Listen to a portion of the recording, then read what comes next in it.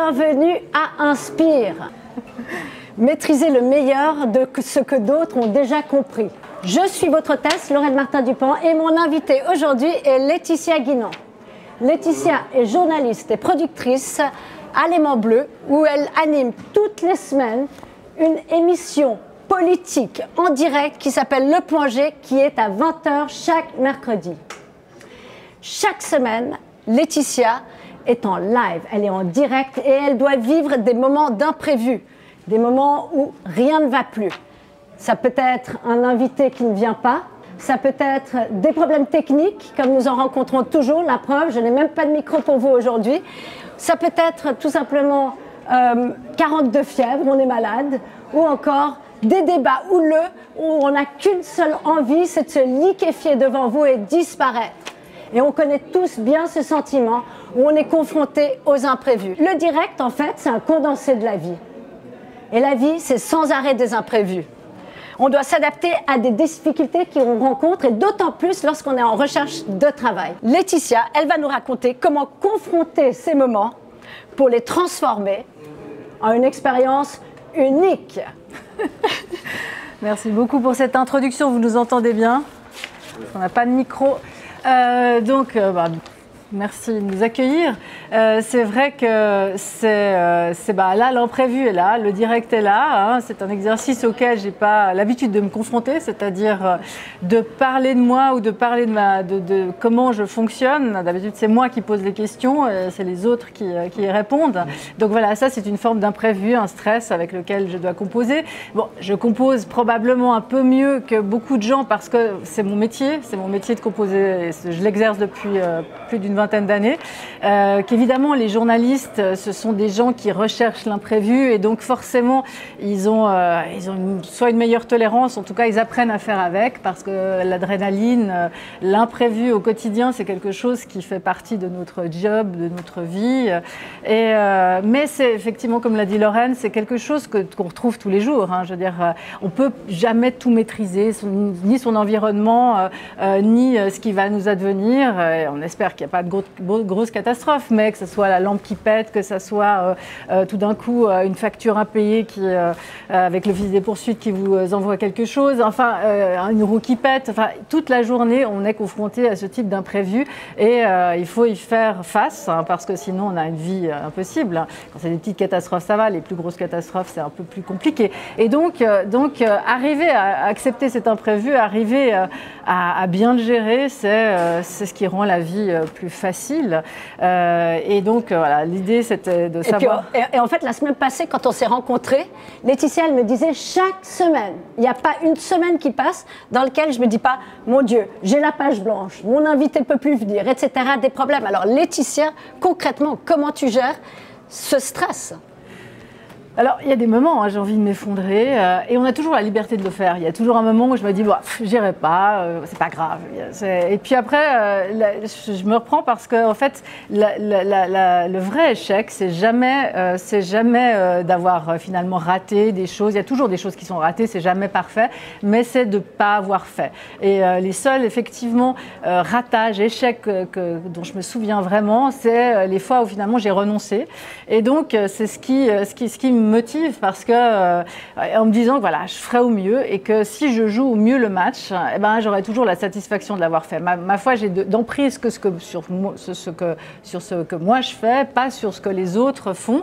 Et voilà, je vais essayer de m'adapter au mieux. Et parfois, on est malade, parfois, on a des problèmes de famille, on a des problèmes de santé ou autres. Mais ça fait partie de la donne avec laquelle il faut jouer, quelles que soient les circonstances. Donc, l'idée, c'est effectivement alors, dans le cas, effectivement, moi je prépare une émission, mais avant j'étais à la RTS et j'avais soit des enquêtes à délivrer, soit des papiers éditoriaux, etc. On essaye de se préparer au mieux pour être face finalement à l'imprévu. La préparation, c'est quelque chose de très important. La préparation, c'est à la fois, si vous allez à un entretien d'embauche, évidemment, plus vous avez préparé, plus vous savez exactement la boîte évidemment à laquelle vous adressez, plus vous plus vous avez préparé ce que vous voulez dire, en tout cas les highlights que vous voulez donner, etc., plus vous êtes préparé aussi physiquement. Hein. C'est clair que ça fait partie du truc. Si vous faites de l'exercice, si vous avez bien dormi, enfin, c'est toute une préparation qui est globale. Et puis, à partir de là, malgré tout, il va y arriver plein de choses que vous n'avez pas prévues. Et comment vous y faites face? Quand vous vous êtes fait face, c'est-à-dire qu'il y a un moment donné où l'état de stress permet en général quand même de se sortir de toutes sortes de situations. Après, il y a des trucs, mais il y a toujours un moment où même dans l'état de stress, vous vous dites, voilà, c'est foutu, il y a tout qui part à volo. Et dans ce moment-là, moi, j'ai régulièrement des envies de me dire, bon, j'arrête. J'ai expliqué à Lorraine que récemment, j'ai fait une interview de Jacques Attali au Salon du Livre, et j'arrive sur place. En fait, on nous avait placés en plein milieu du Salon du Livre. Il y avait un brouhaha énorme, et l'idée c'était de faire un face-à-face 52 minutes. Donc c'est ce qui est assez lourd parce que moi j'ai une émission de débat. Donc pour intéresser les gens pendant 52 minutes, c'est compliqué quand même. Et donc on était à côte à côte, et Jacques Attali commence à parler. Enfin, les réglages caméra, les réglages micro. Jacques Attali commence à parler. Il parle comme et j'entends rien du tout de ce qu'il me dit. Je lui dis, parle plus fort. Et il ne parle pas plus fort. Et là, je me suis dit, qu'est-ce que je vais faire? Et on a commencé l'interview comme ça. J'entendais qu'un mot sur deux, donc je me suis rapprochée. En même temps, je sais que l'image, évidemment, est importante, surtout quand c'est 52 minutes. Il faut que ça soit un tout petit peu quand même joli, sinon les gens décrochent. Donc, je pensais à cette image qui était affreusement moche parce que j'étais rapprochée de lui. Et puis, à un moment donné, je me suis dit, je pose les plaques, finalement, parce qu'en plus, je n'arrivais pas à lire mes notes parce que je n'entendais pas ce qu'il me disait. Je me disais, je ne vais jamais pouvoir rebondir, etc. Et puis, je me dis, j'arrête là. J'ai le choix, je peux très bien dire, ouais, ce n'est pas du tout les conditions qui vont. Puis je me suis dit, allez, non, on va aller jusqu'au bout, puis on verra bien ce que ça donne. Et donc, il y a une espèce on touche le fond de la piscine, puis on se dit, voilà, on y va. Et puis, au final, ça s'est très bien passé. L'interview a été un assez grand succès. Et puis, finalement, ce n'était pas si moche que ça, etc. Mais ce genre de choses, ça arrive régulièrement. Une fois, j'ai une autre émission où j'avais Giuliano da Empoli qui a écrit Le Mage du Kremlin. Et on avait prévu de faire un débat c'était au début de la guerre en Ukraine, sur Zelensky et sur Poutine. Et il arrive en plateau, donc c'était une star, il était pressenti pour le prix Goncourt, etc.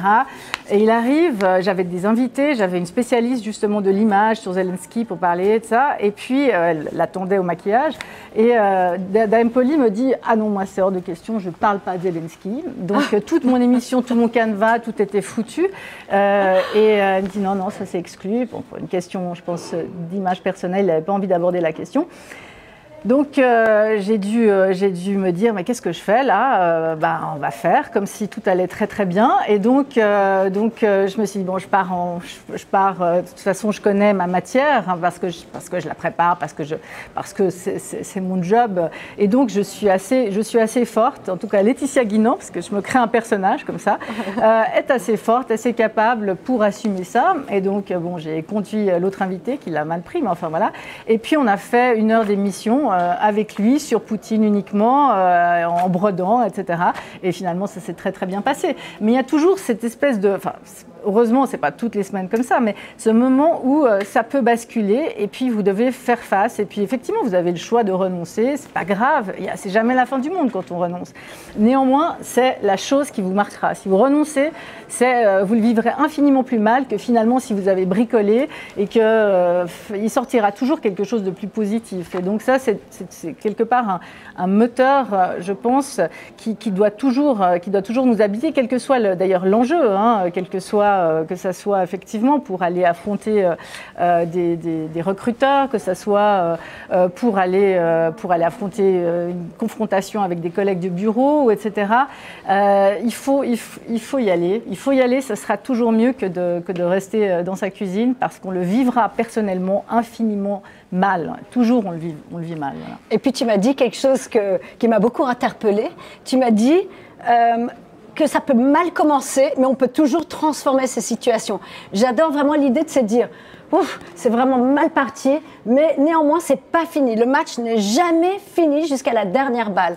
Et j'aime vraiment cette métaphore de se dire, parce que parfois, on commence tellement mal on se dit non mais il n'y a pas de son, il n'y a pas de lumière, il n'y a pas ci, il n'y a pas ça. Soi-même on est mauvais. Soi-même on est mauvais. Je veux dire ça, c'est souvent, je commence mal mes questions, j'ai l'impression que je l'ai mal posées, que c'est pas, ça s'enchaîne mal, etc. Puis il y a toujours la tentation là aussi de se dire c'est foutu finalement.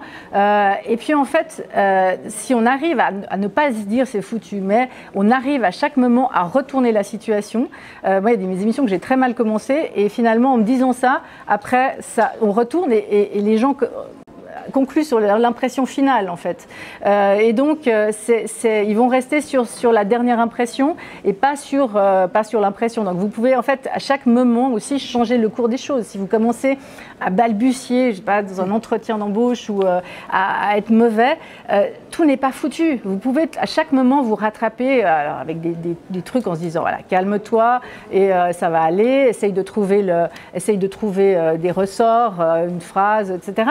Mais à chaque moment, on arrive à effectivement changer le cours des choses, même quand on pense que c'est foutu. Mais on a toujours évidemment l'envie, à un moment donné, de s'asseoir par terre et se mettre à pleurer.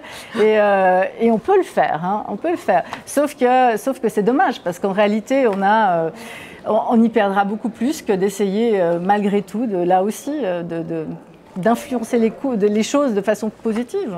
Et puis tu m'as raconté savoir que quelque chose que j'ai beaucoup aimé, c'est que quelque part tu te dis, quelque part ce qui te permet de te lancer quand même, parce qu'il faut vouloir aimer le risque du direct toutes les semaines, donc on a déjà peut-être une prédisposition où on aime cette adrénaline, etc.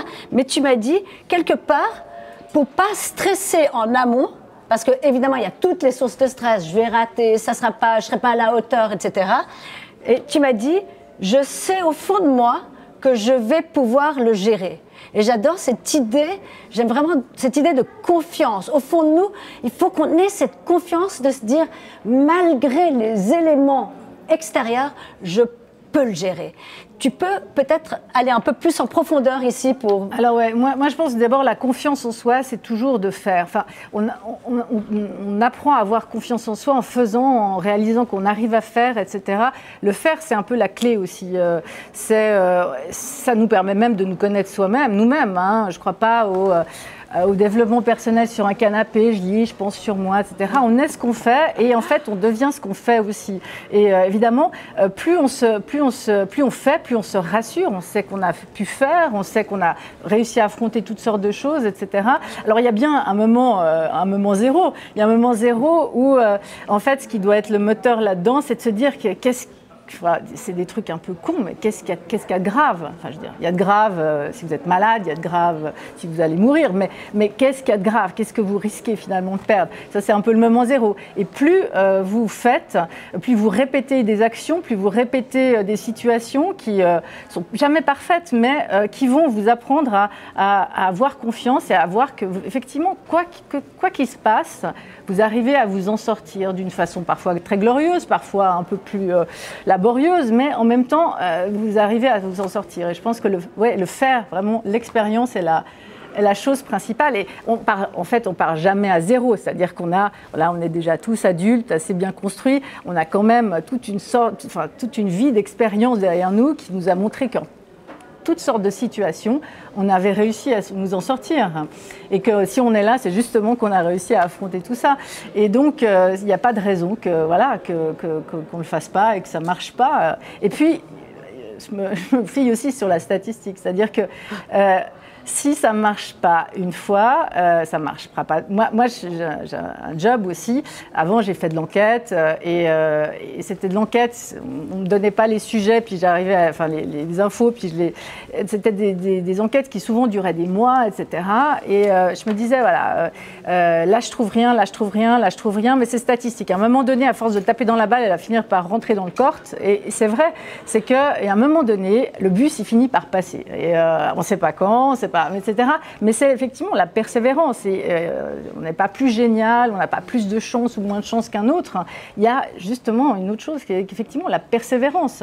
La persévérance, c'est de se dire à un moment donné, ça va décrocher et ça va fonctionner. Et puis, ça prendra le temps que ça prendra, mais ça va arriver. Ça doit arriver parce que c'est statistique, en fait. C'est pas parce que j'ai un bon ange gardien ou parce que je suis plus merveilleuse qu'une autre, mais parce que c'est statistique. Et puis c'est vrai, voilà, les statistiques montrent qu'à un moment donné, fatalement, si vous essayez, vous allez réussir. Et quand tu dis le faire, tu dis vraiment juste pratiquer, pratiquer, pratiquer. Pratiquer, le faire, c'est vraiment effectivement se mettre en situation. C'est quand on cherche un emploi, c'est multiplier les entretiens, multiplier les occasions aussi de s'entraîner à se vendre, à convaincre. C'est faire. Et puis donc plus on fait, plus en fait on sait qu'on sait faire effectivement. Et plus on se dit là j'aurais peut-être pas dû faire ça comme ça ou etc. Et on corrige.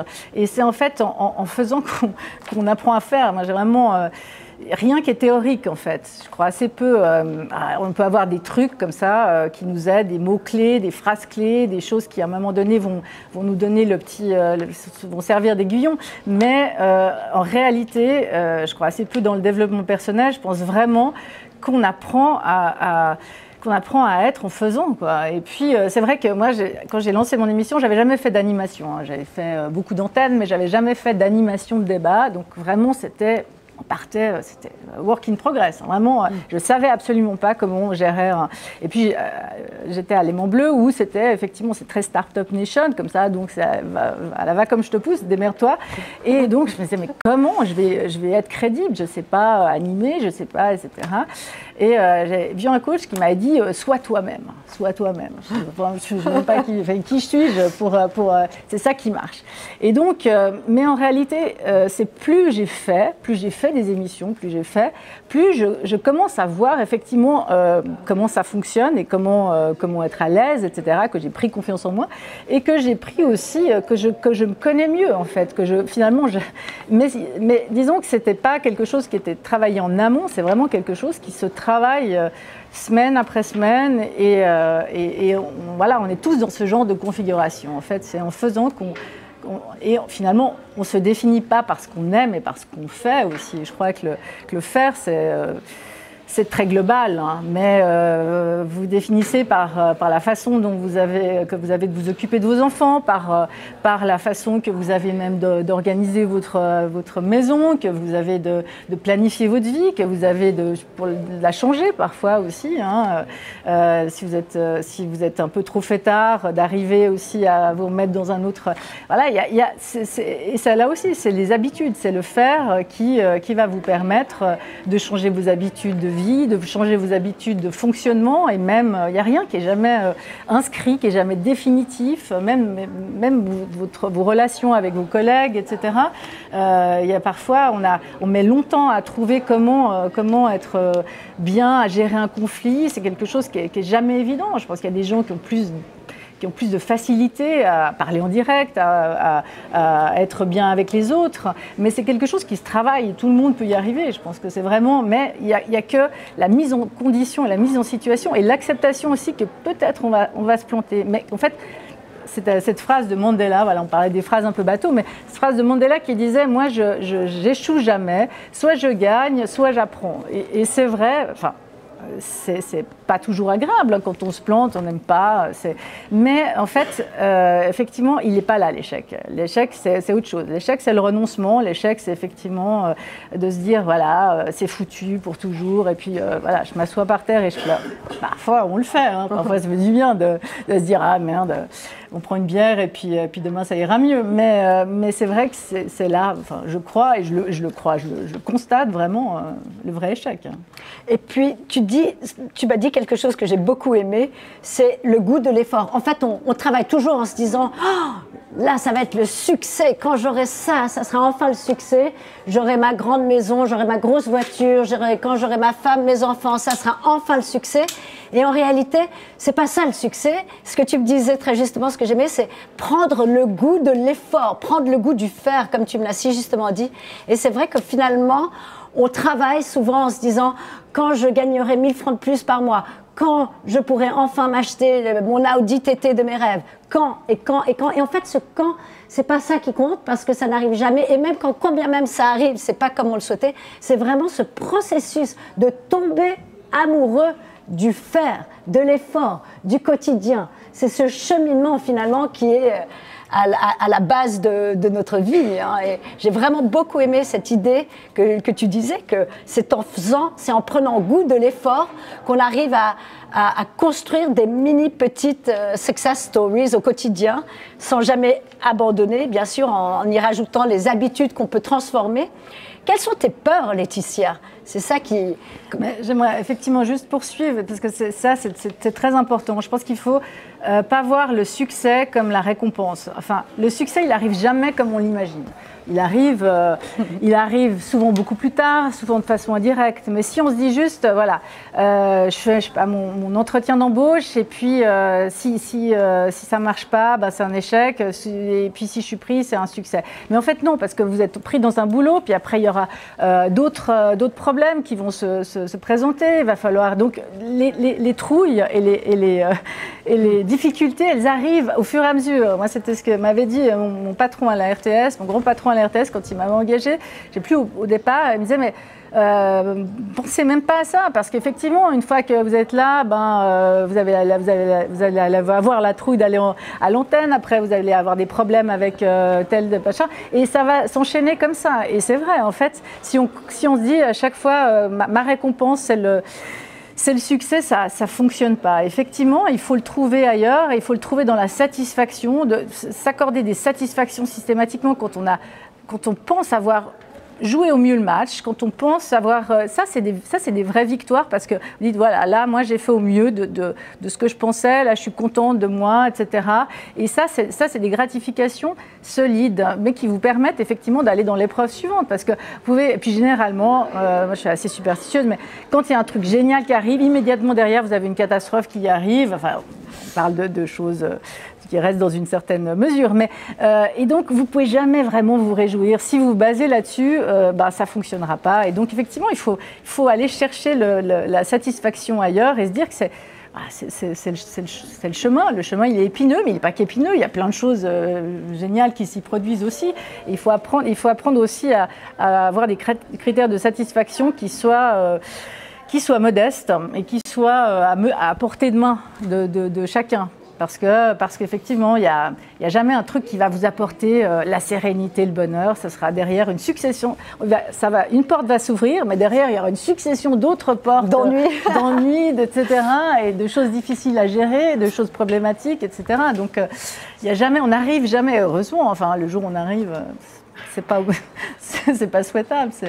C'est au cimetière. Donc voilà, il faut composer avec ça, mais de façon assez heureuse. Je pense que c'est pas... C'est juste pas se tromper de ce qui va nous apporter la satisfaction. Et une fois qu'on a un petit peu changé ce logiciel, ça va beaucoup mieux. Et tu m'as dit quelque chose de très intéressant. Tu m'as dit, il faut se décentrer. Alors j'ai réfléchi. Je me suis dit, qu'est-ce que tu entends par se décentrer? Tu vois, tu m'as dit, il faut se décentrer pour avoir peut-être une vision d'ensemble. Est-ce que tu peux peut-être aller un peu plus en profondeur sur cette idée de se décentrer pour pouvoir avancer dans l'action plutôt que, effectivement, peut-être avec la vision finale dont on aimerait, où on a imaginé qu'on serait à 40 ans dans notre vie et où on n'y est pas encore parce qu'on n'a toujours pas la Audi, la Rolex au poignet, etc. Donc, comment se décentrer? C'est bien d'avoir des objectifs et c'est ce qui nous fait aussi avancer. C'est pas moi, ma petite personne, etc. qui me porte. Se décentrer aussi parce que ça rejoint le faire, c'est-à-dire qu'en fait, on n'est pas... maintenant, il y a des fausses injonctions quand on parle de développement personnel, on est focalisé sur nous-mêmes, est-ce qu'on est plus ceci, plus cela? Encore une fois, moi je pense que c'est en faisant les choses, en pensant aussi à un projet. Oui, on a un projet, ça peut être un immense voyage, un tour du monde, etc. Et c'est notre projet, bien sûr que c'est relié à nous, mais c'est en le faisant qu'on aperçoit que si c'est une bonne idée, si c'est quelque chose qui nous correspond, et qu'il y a des choses qui dans ce projet-là ne nous correspondent pas, mais on va passer par-dessus parce que finalement la finalité est la plus intéressante. Et donc, mais on n'est pas focalisé sur nous, est-ce qu'on est plus ceci ou plus cela, et là je trouve que c'est assez stérile, donc c'était dans ce sens-là que je pensais à se décentrer. Et puis, on a aussi, en revanche, là, ça va aussi on n'a tous pas confiance en nous. On n'a tous pas confiance en nous, on a tous mille raisons de douter. Et puis c'est vrai, on est tous largement imparfaits, on a tous voilà, des qualités et des défauts. Mais souvent, la clé aussi, c'est de se dire qu'en fait, et ça vaut aussi dans un entretien d'embauche, ça vaut avec vos collègues, ça vaut avec vos enfants, ça vaut moi sur un plateau, c'est de se dire en fait, les autres, ils attendent qu'on les rassure. Et même si nous, on est complètement angoissés, moi c'est vrai que pendant longtemps, au départ, surtout quand je reçois des stars ou des gens qui m'impressionnent beaucoup, j'avais tendance à me dire, est-ce qu'ils me trouvent bien, est-ce qu'ils valident qui je suis, est-ce que je suis légitime à être là, etc. Jusqu'à ce que je me dise, en fait, eux, ils attendent la même chose de moi. C'est moi finalement, et que j'ai peur ou pas peur, on n'en a rien à faire, que j'ai passé une mauvaise nuit, pas une mauvaise nuit, on n'en a rien à faire. Mon personnage, Laetitia Guinan, il va aller là, il va les rassurer, il va leur dire, vous êtes dans la meilleure émission qui soit, vous allez faire une super prestation, je vais super bien vous valoriser. Et quand je parle, oui, souvent c'est des stars qui effectivement, et je dois les rassurer, même si moi je suis complètement angoissée, c'est que je me dis qu'est-ce que je fais là, qu'est-ce que je vais être mauvaise, je vais être ça. On n'en a rien à faire. Et donc dans un entretien d'embauche aussi, c'est jamais perdu d'avance. Vous êtes là pour rassurer les gens qui sont en face de vous, et peut-être que même s'ils ont déjà quelqu'un d'autre en tête, quand ils vont vous recevoir, vous arriverez à les convaincre en les rassurant sur qui vous êtes, enfin sur le fait que vous allez gérer, que vous êtes bien dans vos baskets, etc. Tout n'est jamais, rien n'est perdu d'avance. Et j'adore cette idée parce qu'il y a quelque part, on fait un peu semblant. On fait un peu semblant, mais les grandes personnalités, c'était le général de Gaulle qui, je ne sais plus à propos de quoi, disait « moi j'aurais pas fait ci, mais le général de Gaulle devait faire ça ». Et ça va, on cite toujours le général de Gaulle, mais il y a beaucoup de gens qui justement se créent presque un personnage, il ne s'agit pas d'être complètement schizophrène, mais il y a un personnage qui doit dans cette situation-là agir de telle façon, et même si notre petite personne, on est comme un petit bébé, un petit lapin dans les phares, la personne qu'on s'est créée nous-mêmes, mais en mieux, elle est là, elle va pas avoir peur, elle va être là et elle va faire le job et puis elle va assurer. Et donc c'est aussi quelque chose, là, se décentrer un peu, mais qui est effectivement de voir aussi que les autres, en fait, on leur donne un faux pouvoir, en fait. Les autres, ils ont besoin, effectivement, d'être portés, n'importe qui de puissant, parce que si vous êtes dans un rapport de travail, vous avez des chefs qui sont plus puissants que vous, mais ces chefs, ils ont aussi des angoisses, ils ont aussi des problèmes, ils ont aussi machin. Donc, ils ont toujours besoin d'être rassurés par vous. Et les futurs employeurs aussi, tout le monde a besoin. En fait, il ne faut pas leur prêter un pouvoir de validation, mais c'est vous qui êtes là, en fait, pour leur apporter des solutions. Des solutions qui peuvent être très concrètes, avec des propositions, mais qui peuvent être juste le fait que, en fait, votre attitude, elle va les rassurer. Et tout le monde a besoin d'être rassuré du haut en bas de la hiérarchie. J'adore vraiment cette idée-là, parce qu'on peut tous s'identifier à ça. Et autre chose auquel j'ai pensé quand on discutait, c'est que souvent, on a un peu peur de sortir de notre zone de confort, évidemment. Et avec l'imprévu, on est totalement hors de notre zone de confort. Mais moi, j'ai également expérimenté à travers mes expériences que c'est parfois quand on est justement hors de nos zones de confort, quand on prend ce risque, qu'il y a des choses que l'on ne s'attend pas, mais qui peuvent être extraordinaires, qui se passent, pour autant que l'on soit ouverte à ces possibilités. Et souvent, il faut quand même une forme d'ouverture que nous n'avons pas toujours, malheureusement, parce qu'on s'attend, c'est ce que disait Laetitia, on s'attend à une solution qui vient de là, mais la solution, elle vient de là. Donc, comment se mettre en disposition pour se dire, j'accueille, de toute façon, je joue le jeu, je suis sur le match, c'est pas du tout comme j'avais prévu, mais j'accueille. Je pense que c'est ça notre grande difficulté. Laetitia, as-tu quelques tips pour nous?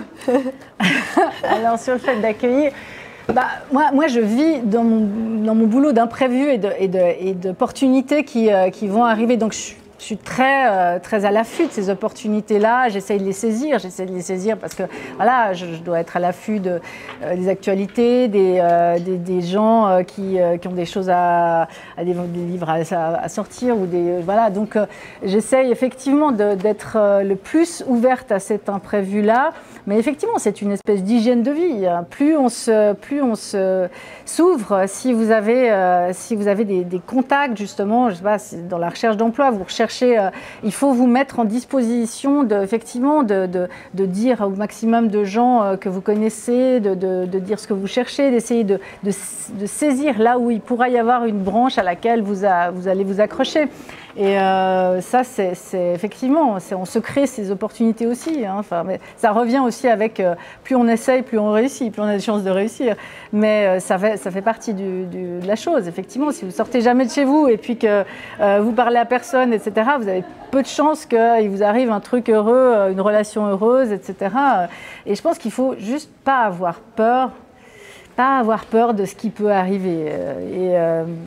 Je pense que c'est ça la clé, parce que enfin, la peur, elle peut être bon guide dans une situation de guerre, évidemment, on va dire. Mais dans notre vie, à tous les jours, la peur, elle est plutôt toujours mauvaise guide. Hein. La peur, tout ce qui nous inhibe, en fait, toutes